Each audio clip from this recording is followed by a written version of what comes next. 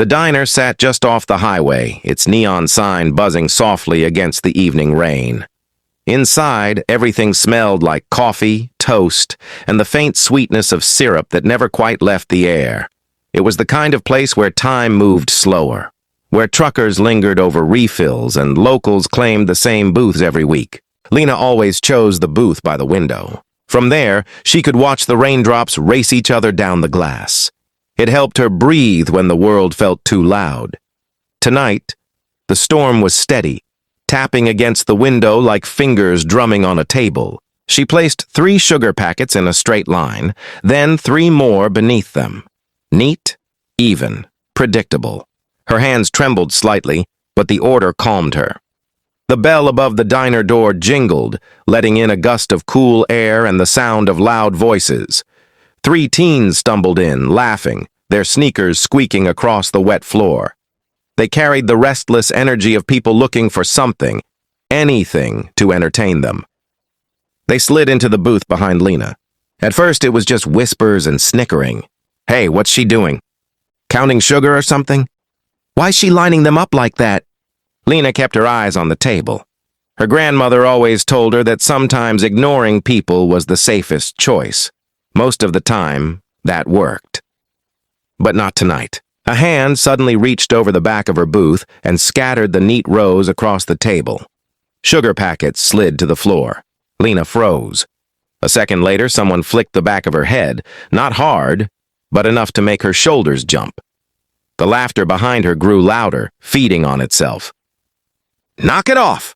the waitress called from behind the counter, though her voice wavered. One of the teens leaned closer, crowding Lena's space with careless cruelty. The words he muttered were sharp, meant to sting. Lena covered her ears, trying to shut out the noise, her breathing turning shallow. Then came a quick, careless strike across her cheek, over almost as soon as it happened, but heavy with humiliation. The entire diner fell silent. Lena pushed herself out of the booth, eyes glossy, vision blurred.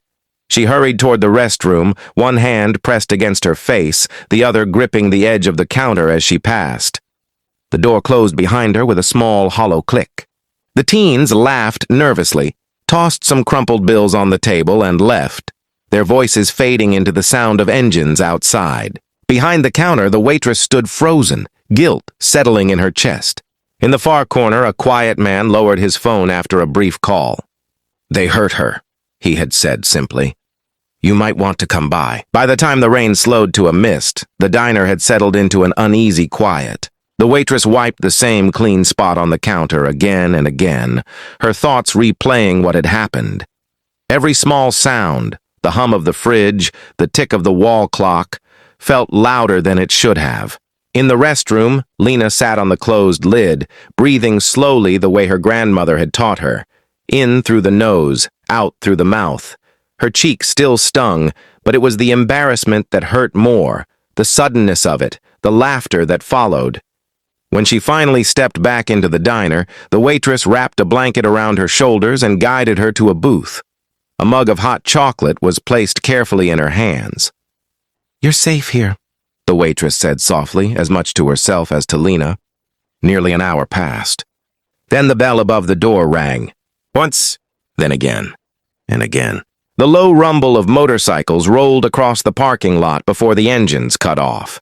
Heavy boots stepped inside, bringing with them the smell of wet pavement and cold air. Leather jackets, worn patches, and quiet, watchful faces filled the entrance. No one rushed. No one raised their voice. They simply entered and spread out, taking stools at the counter, sliding into booths, standing along the wall. Their presence changed the atmosphere without a single threat being spoken. A gray-bearded man with kind, steady eyes approached the counter. "We got a call," he said gently. "Just here to check on the girl."